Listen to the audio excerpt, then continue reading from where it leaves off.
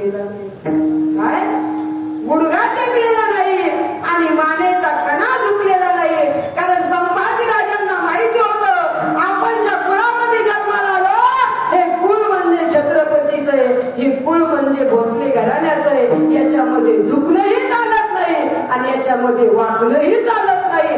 40-41 दिवसाचा कालखंड गेला पण मानेचा कणा मात्र ताट आहे. त्यावेळेला औरंगजेबानं वाक्य वापरलं, रे ये मराठे क्या खिलाते हैं अपने बच्चे को, ये मराठे क्या खिलाते हैं अपने बच्चे को, क्यों हमारे जनाने में ऐसा एक भी पैदा नहीं हुआ.